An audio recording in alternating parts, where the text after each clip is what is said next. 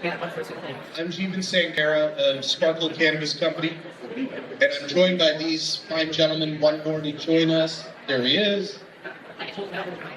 And I'm joined by these fine gentlemen to talk about something that is near and dear to all of us, and that is inventory. The reason we've brought all of these gentlemen, including myself, to the stage today is because inventory is really one of the most fundamental things. If we don't have it, we can't sell it. If we don't get it on time, we can't sell it. If flow-through comes in too quickly, we have too much to sell. But the point is that we all have our own specific strategies on how we monitor our inventory systems. So if you don't mind, maybe Ronnie, I'll start with you. How do you get your inventory reports? So, I mean, we all use our POS, obviously, and some of the tools readily available to us, which come in handy and are crucial. I do a lot of work with the data on Excel and try to predict some of my demand that way. One thing that I've found is a big gap between a lot of our POS systems is the way that they report our sales to us, or at least from a restock perspective. I know, for instance, Kova will tell you how many units of something you might have sold in the last week or so, whereas what you need to see is how many units you sold with that product actually in stock. And so having a product go in and out of stock can greatly change the numbers of how many you could potentially sell. And so that's something we've recently started to factor in a lot more using tools like Headset, where that information is available, or again, doing it manually. But it's made a big difference in understanding stock levels and sales related to the OCS and having that product available to order or unavailable for periods of time. Excellent. Mateo, what are you doing?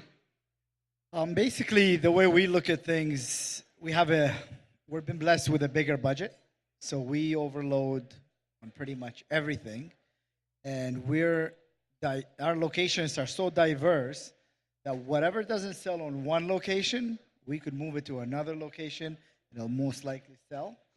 And having the multi-location factor in there, it really makes it a little bit easier for us to stock up and kind of deliver to different locations to keep up with sales trends and demands of the local demographic for that location. Excellent. And then, if Owen grabs the mic. All right. So I want to hear this one. Yeah. So I should start at the top and just say we approach inventory a little different. And it started to rewind way back. I was, like I said, 13 years at BlackBerry. I was not a legacy consumer. I knew nothing about weed. It's crazy for you guys to hear. Like, I dove in knowing nothing. So the first thing we did is visit stores and go shopping. I'm like, what is this like? I'm going to buy some stuff and see what this experience is like. And I found something I liked, and then I went back to get it again, and they didn't have it. And then I went on a hunt to find someone who did have it. And that little epiphany of that experience formed the foundation of our strategy. Because to me, when you stock out, you create a switching point. That's when a customer leaves you, they find a new store, they discover a new experience, they make a new best friend, they're gone. Once they're gone, they're gone. They may never come back. So our underlying philosophy is like never stock out of anything. And the other thing is a lot of people came into this industry from other parts of retail trying to execute standard retail methodologies of like, we want to have so many turns, we got to be light, we need to keep nimble on the inventory and blah, blah, blah. But what we realized really quickly is this industry is fucked. The supply is all over the place. You got something one day, it's gone the next. You don't see it for 3 months with this one. This LP's there all the time, is a big shipment. The OCS algorithm makes no sense. Like it has to calibrate for 6 months before it understands consistently how to keep something in stock, and then the grower can't grow it consistently. It's all over the place, and it's unique by SKU, and it's unique by LP, and it could still just change out of the blue. So I bring in a level of OCD to this. I obsess about every SKU every morning. I'm generating inventory reports. I have my own crazy reorder report that I bring in and keep track of when I launched a product. I import the price changes so I can see is an upcoming price change coming. I have all my promotions overlaid, so I bring in, I can see this on sale? Because that's a really, velocity is huge. Oh yeah, I have it 20% off. That's why, or whatever. So I bring in the sale. I also merge outstanding flow-through orders with my current inventory, so I don't accidentally order flow-through twice. We've all done that. Do I need more? Oops, I already ordered more. In my view, because there's so many of us, ubiquity of information is the enemy. So I don't want to use anything standard. I built my own tool. I look at things my own way. And then again, SKU by SKU, 5 a.m., I bring in my last week's sales and my last 30-day sales and the current inventory levels, and I'm monitoring it, and I'm looking at, I also figured out how you can bring in the OCS order export. And then by doing that, you can create a tag behind every SKU to say if it's flow through or not. So as you're looking at your inventory report, I got a little tags like yellow for flow through, blue for normal, whatever, something red for out of stock, something else for end of life. You can do all this. The data exists in those exports. So I bring all that stuff in, I'm going through it daily, and I'm looking at the availability daily, because I'm one store, I got one order day.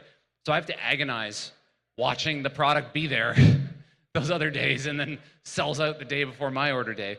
But by watching it daily, I get to know the behavior of every SKU, and then I ladder that all back up to my priority of like never stock out. So if it's something that doesn't come around on my order day very often, I might grab a bunch of it. And that's where it's more, alchemy than science, because if it's something I don't, just from my knowledge, and I feel like I know the SKU like a child, I know it's not going to pop up for a little bit, I might grab more of it, unreasonably more. If it's something where I've got like high levels of comfort that it's going to be there every week, I'll go really light on it. So you have to get to know every SKU, and the only way you can do that, I think, is by looking at it like daily. And I've just side note, talked to owners that I'm having so much trouble, and who does your buying? You're doing your buying, right? No, I got someone else doing the buying. I'm like, man, my other key tagline that people quote me, I'm never sending someone else to the casino with my chips. I'm the only one that does buying. I'm never letting anyone else do the buying. And if you're not doing the buying and you're having problems, well, start there. Get to know your SKUs and try not to run out. That was a long answer, but so there you go. No, I think, I was putting some air in Owen's tires earlier because, quite honestly, I think all of us come from different industries, and before we joined the Wild West of cannabis, and we all bring in our backgrounds, but when you encounter people that have a recipe that works, if I could suggest, don't add more salt. Just do what they fucking told you to do, and it'll probably work. But that being said, we're all entrepreneurs, so we all have to add our own spices. I'm just saying, don't burn that shit. Listen to what we're saying up here, and you'll probably learn something. But anyways, Nima, go ahead. I think the first thing and the most important thing is to know your products, know your customers. With every business, when you start it off, you want to stay a little bit conservative on your spend. You have to be able to monitor the trends, the products that are moving, and get to know your customers before any of the rest of that happens. As Owen was mentioning, a lot of people were placing their orders or having the bud tender place their orders, not necessarily knowing what's going on. They will check Reddit, see a couple of reviews, see what's trending in the top 10 SKUs on OCS, and just start ordering those same items. That does not work. In cannabis, this industry is highly localized. Having a high SKU count is important in this industry as well. That customer is only going to come and see you maybe one, I would say maybe 2, max 3 times before they're not coming back to that store. If you don't know that customer, you don't know what they want, they come to visit your store and that product isn't there, they're not coming back. When you're opening a store, open with a conservative spend. As you get to refine your customer, you understand your customer, you understand your products, then you can start looking at things like your reorder reports, using all of these other tools. But keep it to the basics. Know your products and know your customers. And that's where a lot of people, that's where they fall short. In this industry, you have to remain there. You have to be there. You have to be involved, and you have to get to know these different aspects. A lot of owners may not be at the store all the time. Use your bud tenders, use your managers, take their opinions. Of course, there's going to be a little bit of personal opinion that might not translate to all the customers. Take it with a grain of salt, but communication in that instance is important.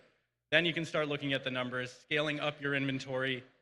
In our experience, we found, the sweet spot with SKU count to be somewhere between 300 to 800 SKUs at least, depending on your location.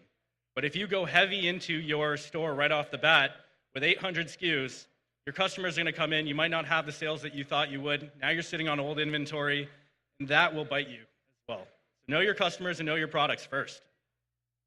That's a really good point, and I'd like to build on that. So you mentioned SKU counts. I think we all, I can almost speak for every retailer in here. I don't know if SKU counts keep you up at night. SKU counts keep me up at night. Because quite realistically, you don't want to overstock and you don't want to understock. So, NIMA, I'm going to start with you again. So NIMA has a very broad-based background. So if you're listening to people up here, this is definitely one of the guys to listen to. So NIMA, speaking of SKU counts, 300 to 800 is a very broad range. But let's use your minimum number in that situation of 300. If we're looking at our regular product SKU categories, and guys, I'm going to ask you to all be ready to answer this question. If we're looking at our regular SKU categories, pre-rolls, vaporizers, 510s, pre-rolls, 510s, edibles, flower, and wellness, not including accessories because everybody's different on that. Do you think that there's an ideal mix, and what would that be? I mean, the market majority is still going to lean towards pre-rolls, flower, and vapes in general, but once again, that is dependent on location more than anything. Suburban locations are still going to they're going to vape at a higher rate because they don't want to bother their neighbors nearly as much. Your city locations, that might not be the biggest driver. You're probably going to see less edible sales in the city because you're competing with the gray market, black market, whatever you want to call it. But ideal SKU count and ideal category count, that is changing. I mean, from the beginning of legalization to now, categories have shifted all over the place. We were predominantly a dried flower industry. We would sell 70 to 80% dried flower. Now that number is reduced to 30 to 40%. Pre-rolls and vapes are taking up about 30% of the market for most stores. But all that is going to depend on location, saturation, and knowing your customer again. Awesome. And Owen, we know Owen's answer to this. Well, yes and no. You probably think you know what the answer is, but we actually have a funny approach to it. All of those market splits by category usually talk about revenue, right? Like flour is so big because flour is expensive. You sell a little container and it's 30 to 50 bucks. I primarily look at unit sales because to me, a unit sold is a happy customer. Right? And so when you actually look at unit sales, there's this huge leveling that takes place. Like all of a sudden, edibles and drinks are making as many customers happy as pre-rolls, right? Maybe, probably pre-rolls and flower they're still bigger, but you're serving as many people, right? And as long as every product I'm selling is at a healthy margin, I don't care if it's a $5 product or a $30 product, because either way, serve lots of people, make lots of people happy, get that wheel turning, and away it goes. Our SKU count is crazy. We're over 2,500 SKUs right now. We don't need to be, and we haven't had a rule. Like I didn't set out to do that. At the beginning, it was small. We just kept adding good stuff that we found. And in terms of bringing it back down, like I get nervous because of the physical size constraints of the store and the spots on my shelves, because we're also live inventory. Like it's cabinets with all of this stuff in it. And we have to fit it and stand up little tags and print them out and do price changes and stuff, right? So that, I wish I had a bigger store. But we, as I mentioned earlier, we aggressively call SKUs, like we kill them. So I'm pulling out like what hasn't sold in 30 days, 60 days, 90 days. And like anything in the 60 to 90 day bucket's gone, right? But as long as it's selling at least 1 in 30 days, we'll keep it because I made someone happy and they came to me for it. But that's, we sort of created a destination store where people come to us knowing we'll have everything. There's lots of different strategies you could take. You could be a niche store focused on a certain segment and be really heavy in one area and have like just enough in others. So I don't think SKU count is the winning secret to our store. Awesome. And Mateo, what are you saying about this? So I'm basically a hybrid between the two opinions with these gentlemen. I don't think a SKU count is necessarily mandatory to look at depending on your demographic of location. If you're selling more pre-rolls at this location and you're downtown, stock up in pre-rolls. And you know what? I think I speak for every connoisseur, never mind retailer. For the guys that don't know industry, I've been in cannabis since I was legal age, since high school. And I want variety. You know, you walk into the candy store as a kid, and you got blue raspberry, cherry bombs, this. Cannabis, when I found out there's over 2,000 strains and growing, I'm like, when am I going to get to try all these strains? Like, we like our variety. Like Owen said, a connoisseur is going to be specific. He's going to come for a specific concert, a rosin or a special flower. And you know what? In the cannabis community, if you know it, there is that curiosity. Oh, Jungle Boys dropped this strain, or this edible came out from this LP. I want to go try it. I want to see what the hype is about. So having that menu extensive, you're never going to miss out on that curious shopper or that shopper that wants to come and learn a thing or two about certain SKUs that people may not want to carry, right? So I think I base my inventory based on a sales budget. So if I hit a certain amount of sales, I allocate a certain amount of money for that location. And then I try to go variety between all categories and subcategories. And just to break it down, it's sort of like the last panel. You basically got indica in the couch, a hybrid, or a sativa, right? And everything in all the categories, whether it's concentrates or flowers, derives from those basics. You're either a hybrid guy, you're either an indica guy, or maybe both, or a sativa guy, or a girl. But the point is, you take those categories, then you also allocate, there's a budget for a sativa flower, there's a average price for a sativa flower, and then there's a premium. In cannabis terms, there's a double A, triple, and a quad. And there's, so you have to know the culture a little bit. I know Owen is the business guy. I respect this guy. I'm in the same group with him. He makes a lot of sense in everything he does. But there is a certain culture with cannabis. And I urge guys like Owen, and he probably does, and that retailers, just to try to understand that culture a little bit. Connect with your consumer. Understand where we came from, how we came to be, and how most of us are here because of the certain trends and habits, and you'll get to understand your consumer spending habits a little bit more in depth, and hopefully you'll be able to curate a menu for them to drive sales, get them talking about it.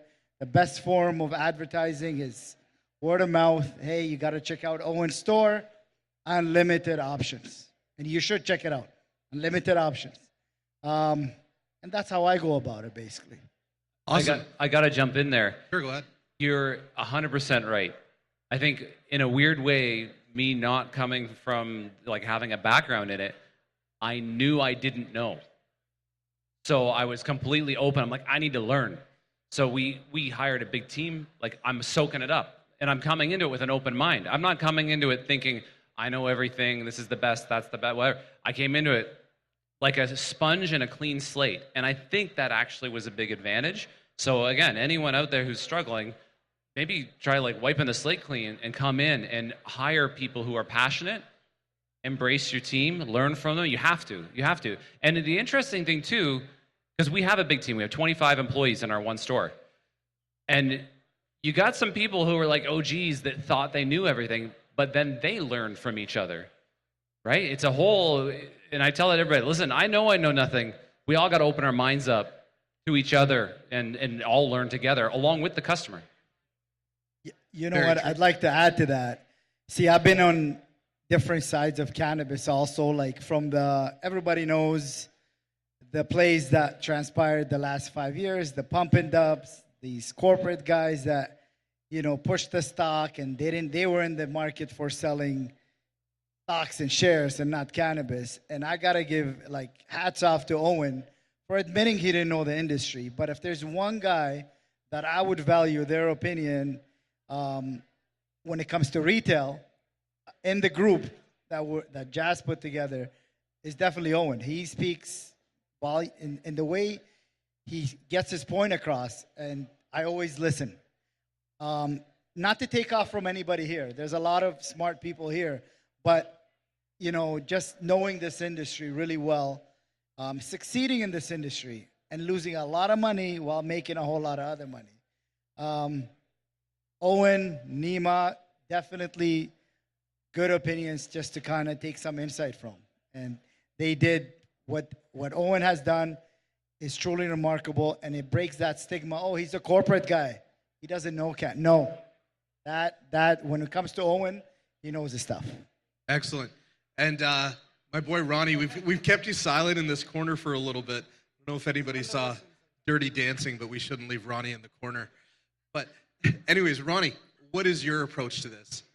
Well, I'd go ahead and echo all of the thoughts shared up here. I mean, some of it sounds obvious, but there is a lot of value in all of the different strategies you've heard. I'd also, I guess, add in that you can really use inventory. Ever since the OCS has expanded their SKU count, we're probably in a market, probably the biggest selection of SKUs available to us in cannabis retail. I've been everywhere, all over the US or Europe or anywhere else, and nobody has 2,000 or 3,000 cannabis SKUs available to them to order on a regular basis. And so that advantage for us in a world of being very consistent and all being the same, you can use it to create a bit of an identity for your store. So obviously closer to where your location is and maybe curating there, but you can also play around with some things. Owen mentioned something about units instead of dollars. And so if you look at smaller categories like, let's say, drinks, for instance, or wellness products, maybe you become the authority of wellness products in your area. And so you attract customers from far and wide beyond that geographical scope you have, because you really lean into something that might not show you a lot of dollars and cents, but will bring a variety of different customers who then are susceptible to basket add-ons and maybe just converting to being customers at your store. Drinks is another great example of doing something like that. So, doesn't make a lot of dollars, but at the end of the day, there's, I think, over 100 drinks available now, and there are a lot of fans out there. And the more you carry them, the more you see customers ordering cases, pre-ordering cases from you of their favorite beverage. And so that's actually turned into something that we were doing more for fun and for selection and to create that convenience store sort of atmosphere you spoke of. And then it became something that started to generate dollars and became one of our highest margin categories. And because you have this giant selection, you can really choose to, again, change your approach and not be the same as everyone else. That's excellent. And, as we're talking about having all these individual SKUs, one question I do want to ask you guys about is shrinkage in relation to SKUs.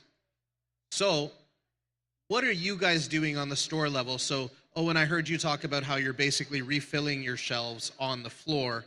In my store at Sparkle, we use a bin system where everything is digitally labeled with the bin, and we still get plenty of confusion between a 3 half-gram option and a 1 gram option. And you go through your audit and you see those errors, and it hurts because you know that somebody left with the wrong item. So what do you guys do to try and keep that as tight a ship as possible? Of course, we have humans dealing in all this. The Tesla bots are not available to sell weed yet. So we have people doing all this. So errors are natural. But what are you guys doing to try and minimize those errors? A lot of auditing. It's a lot of auditing. It's a lot of that's also based on hiring the right people. I mean, I think hiring in cannabis is a difficult one, especially depending on the market you are in.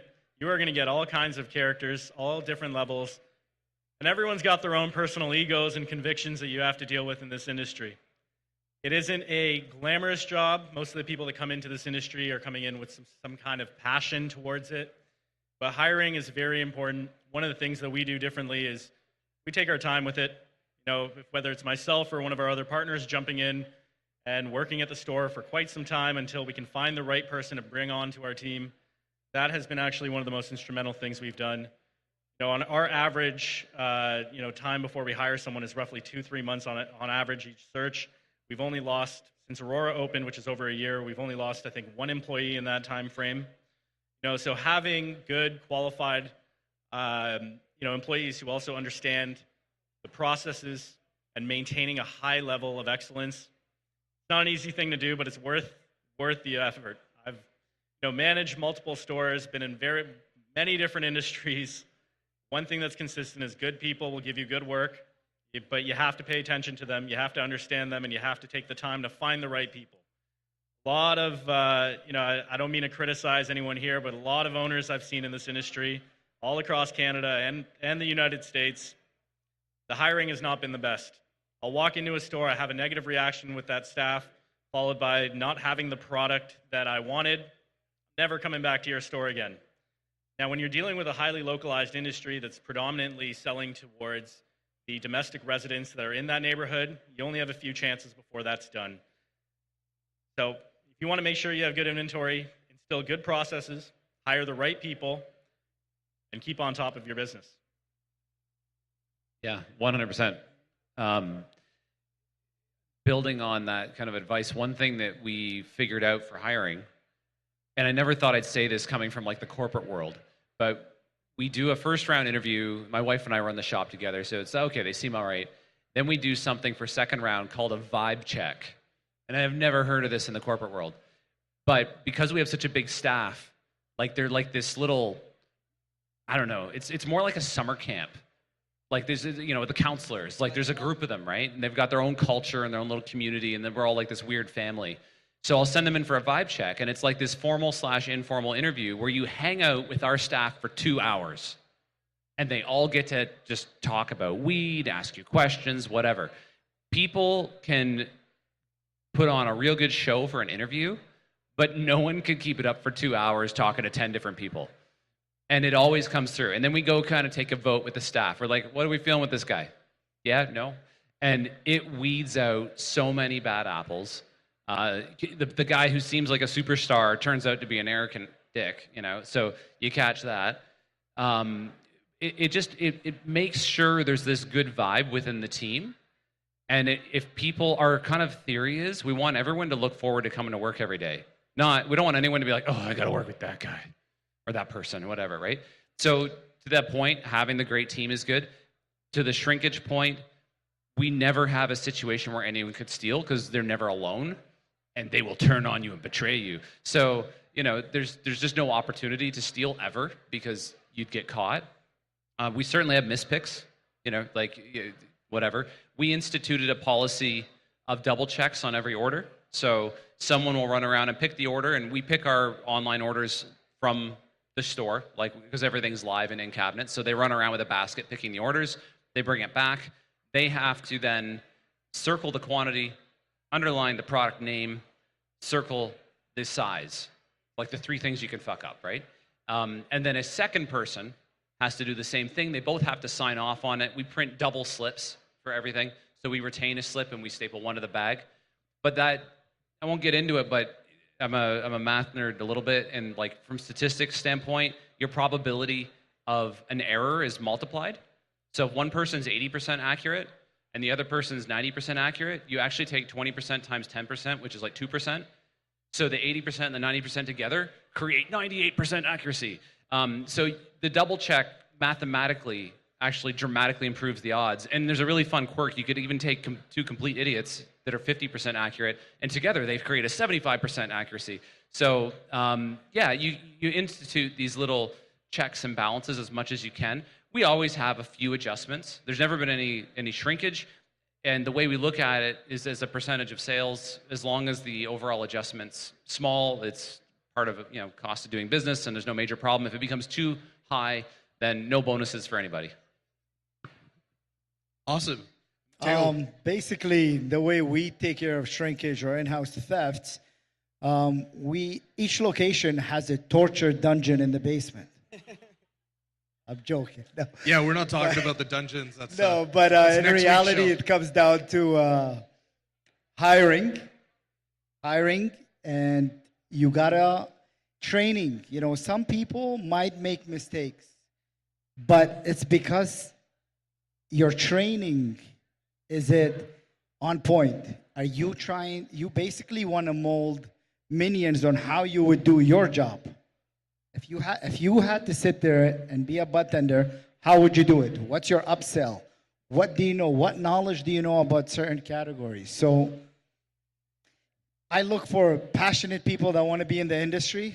I look at people that I would, like Owen said, I would get along with before trusting them with my business, right?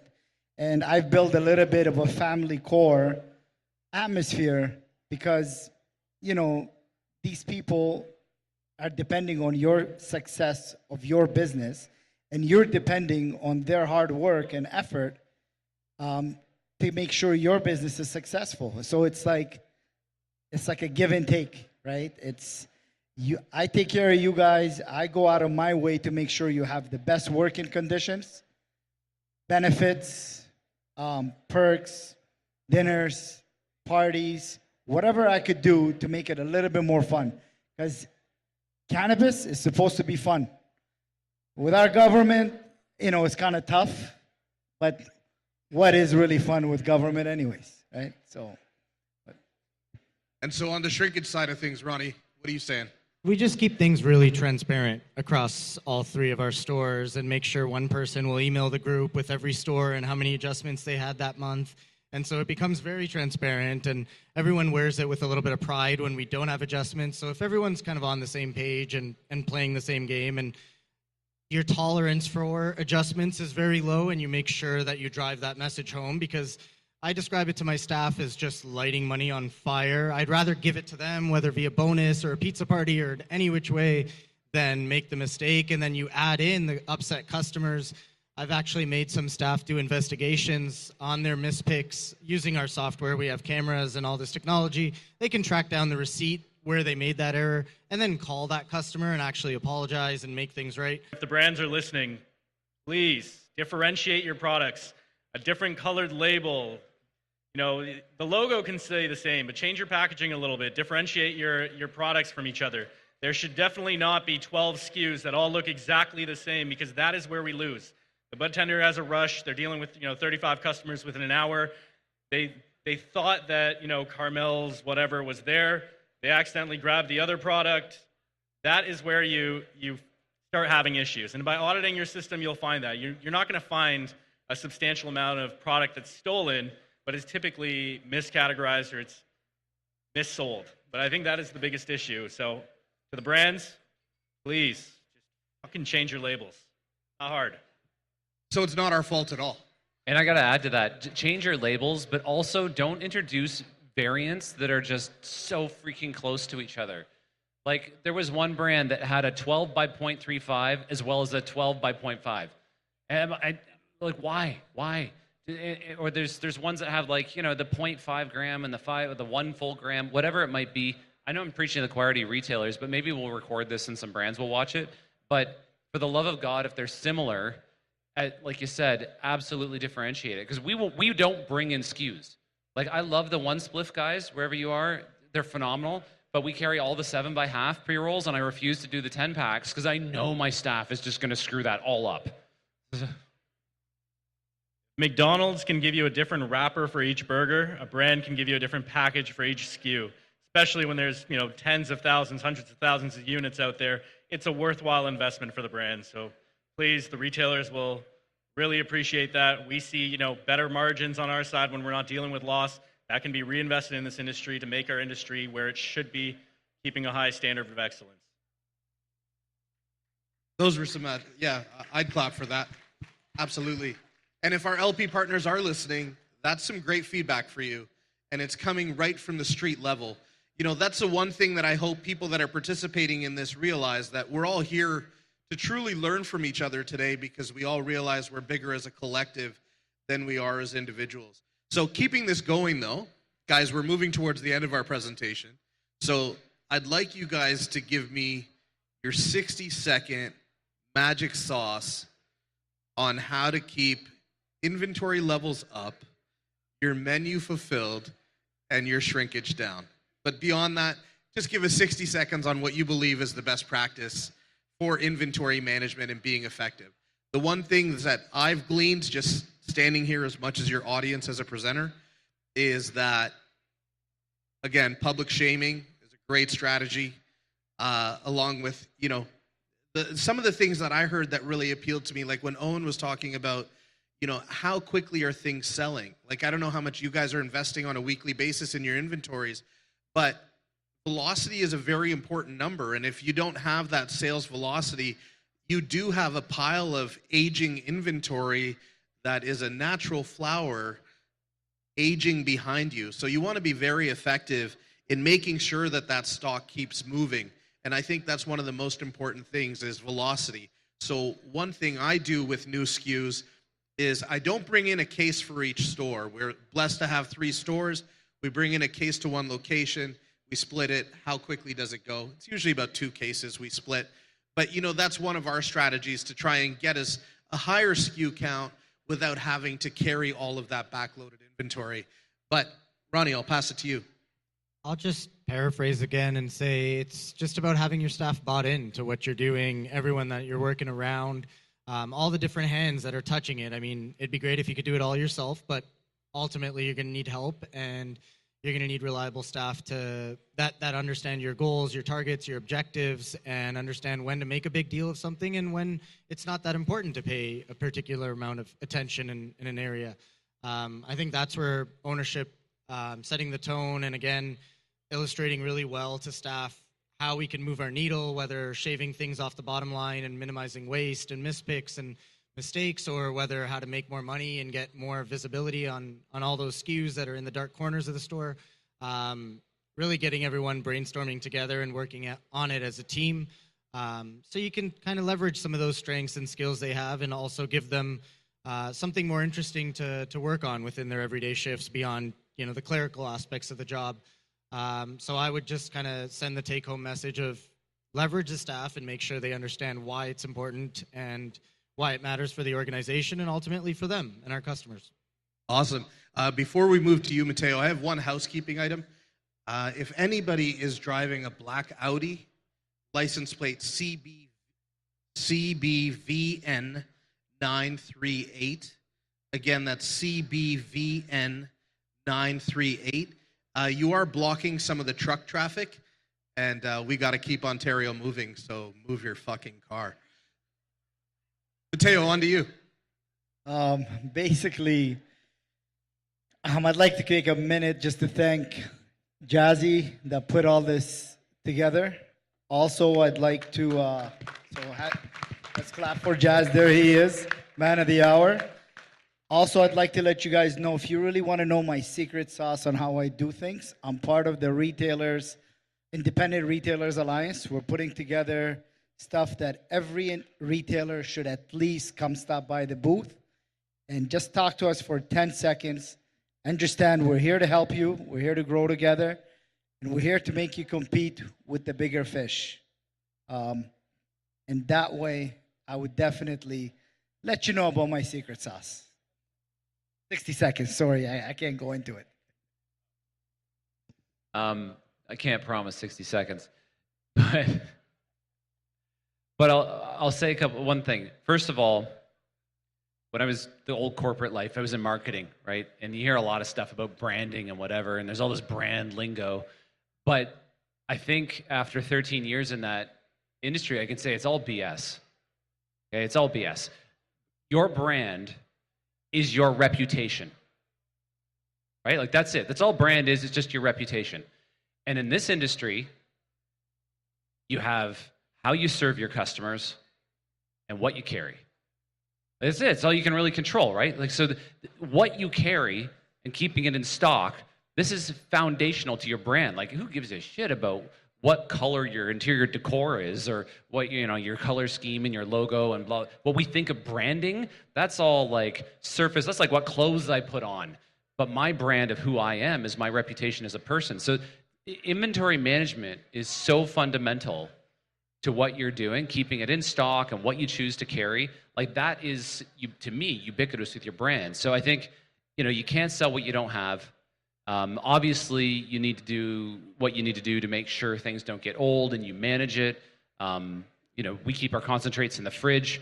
We install temperature control in the vault as well as humidity control. Do everything you can to protect your inventory.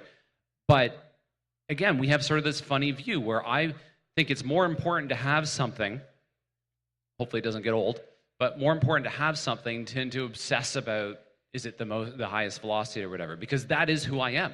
At the end of the day, especially on e-commerce, right? With e-commerce, people are looking at product pages. They're just judging you side by side. None of the rest of the stuff you did in the store even matters. So when people are hunting online, what you carry and is it in stock matters even more, and that becomes your reputation. So that's something. I think if I want to leave you with one, just a couple final points. First thing is put your ego aside. You're operating a business. You got to know your customers, know your products. I keep repeating this, but it's that vital and that important. There's a lot of stores that I've visited over the last, 4 or 5 years that have done a great job at changing with the times, expanding their products. There's also a lot of stores that have done quite the opposite. They've let their egos get to them. They had a negative experience with a product in 2019. They had a negative relation with a rep in 2019. Product was old when it got to their store. However, now we're in 2024 and they refuse to carry that product, even though that's some product that the customer wants. So put your own convictions aside sometimes, put your egos aside, and know your customers so you can order those products. Be open to dialogue, both with brand reps and with other retailers. The reality is, in the future, there won't be many of us in this room. Independent retailers, we're fighting the big chains. And if you look at any comparable industry, the groups of independents that were able to retain and work together were the only ones able to survive. If you look at the convenience store industry, it is a heavily unionized or community-based industry that has been able to maintain their presence. There's a car wax union that brings all the buyers to get together every year for convenience stores across Canada. Events like this are important because we get to learn from each other, but that only works if 1, we listen to each other, 2, we communicate with each other, and 3, we put our egos aside. So as we go forward, the guys in this room are not necessarily your competition. Your competition is going to be the gray market. It's going to be Canada Cabana and Value Buds undercutting the shit out of you every time. But the people here are not going to be your competition majority of the time that you're going to be fighting against. They're not the ones dropping your margin. So be open to working with each other. Be open to having those dialogues and understand that sometimes things don't work out. It's not your fault. It's not the industry's fault completely either. There's different things in the supply chain that can fall apart. If you had a negative interaction with a brand in 2019, chances are it could have been OCS's fault. It could have been the grower's fault. There are different levels there, and we did not have necessarily the line of sight. So be open to having these discussions, to looking at new products constantly, be involved in your business, and know your customers. That's excellent. And if I could add, just on something MATEOS said, I'm fortunate enough to be a part of the Independent Retailers Alliance as well. And we're all here today because we give a crap about our businesses and we want to survive. The Independent Retailers Alliance is run by just that, independent retailers. We're here to try and achieve economies of scale for us on things that frankly, none of us have the capital to do individually. And that might be fighting illegal stores in the gray market, maybe one day having enough money in a pot to get a politician to listen to us. But beyond that, what we can help each other with day to day, we're trying to build an alliance to do. So if you haven't had a chance yet, please check out the IRA table. Please, please, please grab a decal for each of your stores that say that you sell legal weed and that you're a part of the Independent Retailers Alliance. Beyond that, we all got into this business because we felt like we could make a difference. I hope the stuff that we've shared with you up here today makes a difference in your business and everybody gets home safe. God bless. Cheers.